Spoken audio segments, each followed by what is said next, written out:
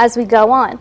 But I think that added to my experience because I was allowed to talk to these women and understand them. And moreover, there were women from around the world, from Uganda to India, and just having that cultural background and coming from these places and meeting young girls from Taiwan, for instance, it was amazing to meet them and to understand that there are problems.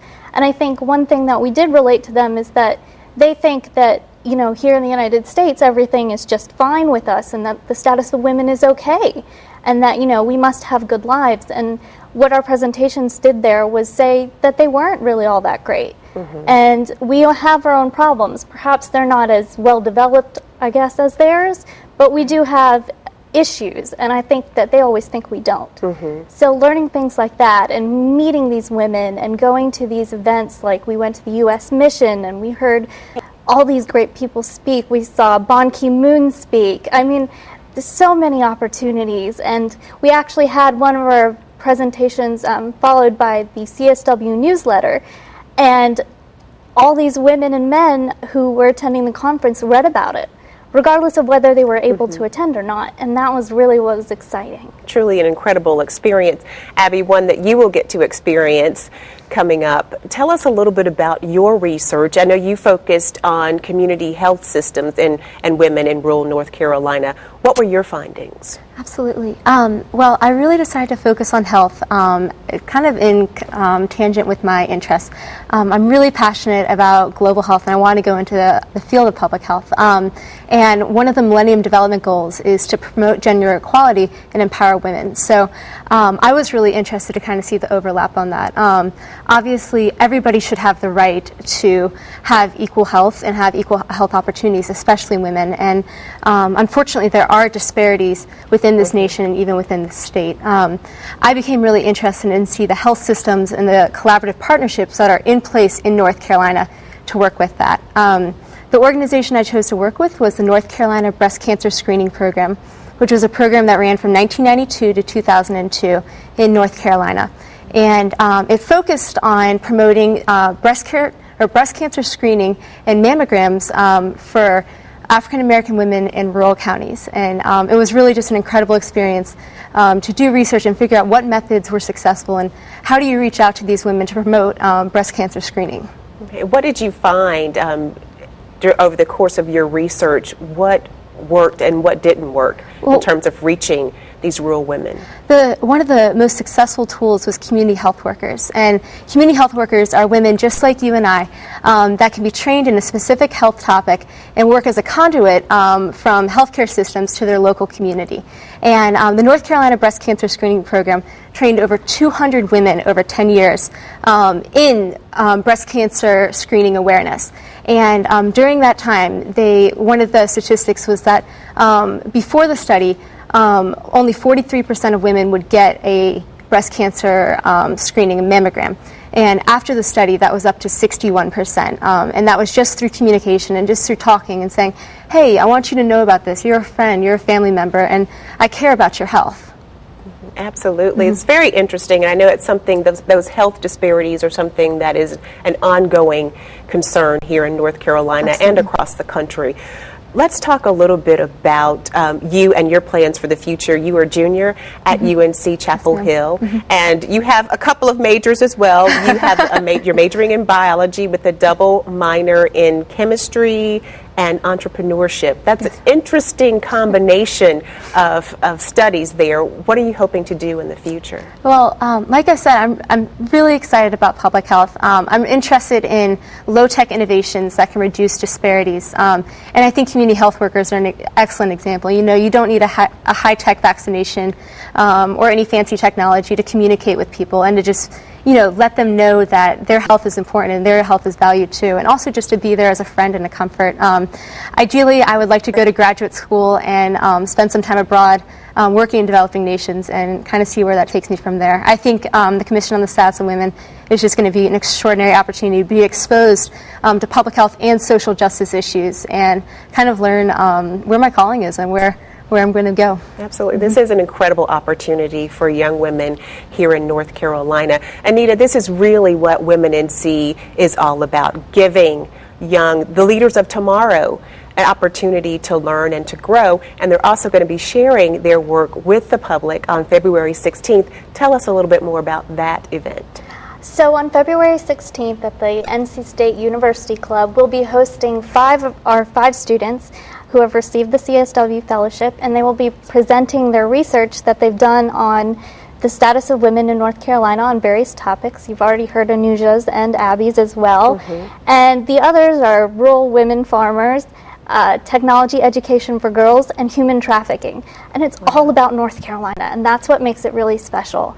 And we take that information and we take it to the United Nations where they learn about North Carolina. So a really group that represents North Carolina on a global level, and I think that's what's really amazing about this program. And people can go onto your website, womennc.org, and find out more information about the February 16th event, how to purchase tickets, and how to come out and support these young leaders of tomorrow and get involved with the organization. We're going to take a break. Abby, thank you so much for sharing your work, and thank you just for being a guest, and we wish you the best of luck in the future. Thank you so much. We'll be back with more on WomenNC after these messages.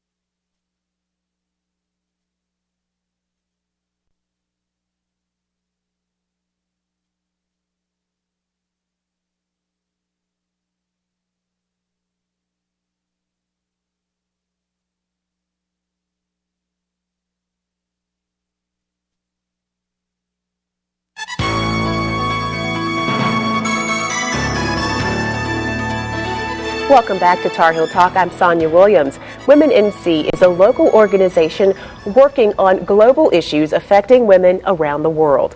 With us again is Beth Dagan, founder and executive director of WomenNC, and Anita Sivakumar, president of the organization. Now, before the break, we were talking a little bit about the fellows, the 2012 fellows, and the work that they're doing in terms of research for women here in North Carolina.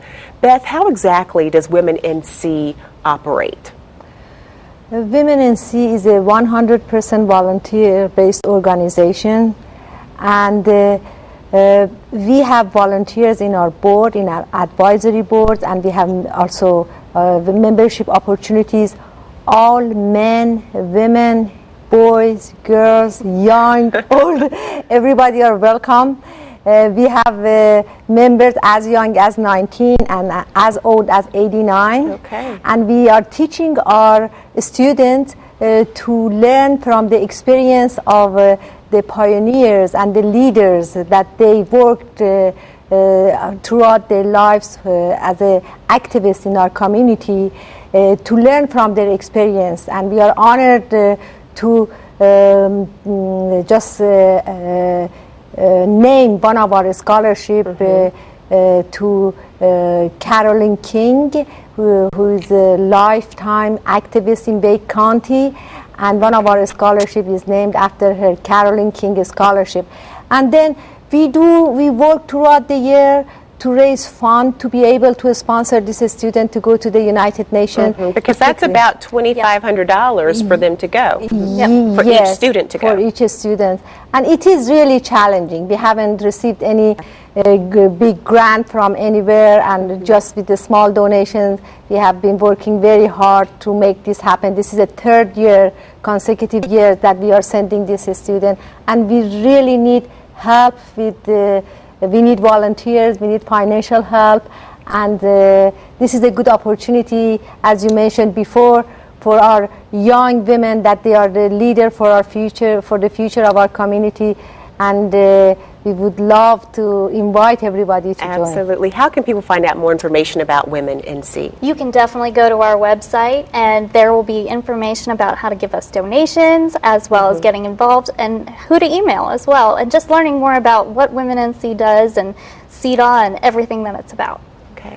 Certainly a wonderful organization. We look forward to hearing more about you as you continue to send our young women off into international territories. We thank you both so much for taking the time to share this very special organization with us today. Thank you. All right. That's it for this week's Tar Heel Talk. To comment on this or other episodes of the show, send us an email or a message on our Facebook page, TarHeelTalk@box50.com. I'm Sonia Williams. Thanks so much for watching. We'll see you again next week.